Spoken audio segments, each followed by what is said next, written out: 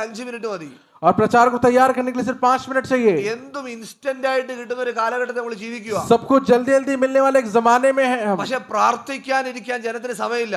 परंतु प्रार्थना करने के लिए समय नहीं है. അതുകൊണ്ട് എന്തോ പറ്റിയെന്നറിയോ, ചർച്ച മൊത്തം ഷോ ഓഫ് ആയി പോയി. इसलिए क्या होगा, कलीसिया के अंदर सारा शो ऑफ चल रहा है. ജസ്റ്റ് നമുക്ക് ദൈവവുമായിട്ട് ബന്ധമില്ലാതെ ദൈവത്തിങ്കിലേക്ക് നയിക്കാൻ പോയാൽ കുഴി കുഴിച്ച് സ്വയം വീഴുന്ന അവസ്ഥയിലേക്ക് എത്തിച്ചേർന്നിരിക്കുക. परमेश्वर के साथ कोई संबंध नहीं, परंतु गड्ढा खोद के खुद गिरने वाली एक परिस्थिति आ गई है.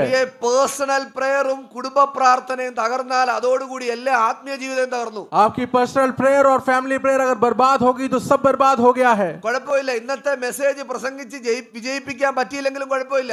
अगर आज के प्रचार को आप विजय नहीं दिला पा रहे तो कोई बात नहीं. ഇന്നത്തെ പാട്ടിനിടയിൽ അല്പം ചൂട് തെറ്റിയെങ്കിൽ കുഴപ്പമില്ല.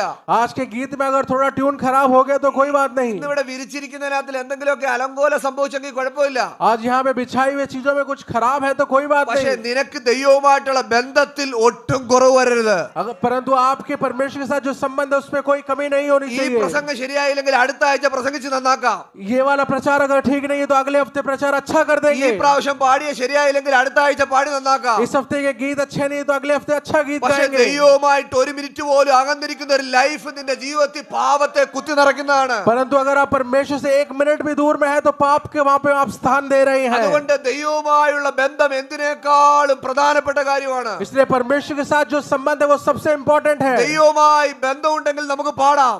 अगर परमेश्वर के साथ संबंध है तो आप गीत गा सकते हैं. ദൈവവുമായി ബന്ധമുണ്ടെങ്കിൽ നമുക്ക് പ്രസംഗിക്കാം. अगर परमेश्वर के साथ संबंध है तो आप प्रचार कर सकते ദൈവവുമായിട്ട് हैं. ബന്ധമുണ്ടെങ്കിൽ നമുക്ക് സാക്ഷ്യം പറയാം. अगर परमेश्वर के साथ संबंध है तो आप गवाही दे सकते हैं. പ്രധാന ഘടകം ദൈവവുമായിട്ട് ബന്ധം ഉണ്ടായിരിക്കണമെന്നാണ്. सबसे इंपॉर्टेंट परमेश्वर के साथ संबंध होना है. ദൈവവുമായിട്ട് ബന്ധമില്ലാതെ ദൈവബന്ധത്തെ കുറിച്ച് പറയാൻ നാം എങ്ങനെ എടുക്കാൻ പറ്റും നമുക്ക്? अगर परमेश्वर का संबंध नहीं है तो परमेश्वर के बारे में किस प्रकार बोल सकते हैं?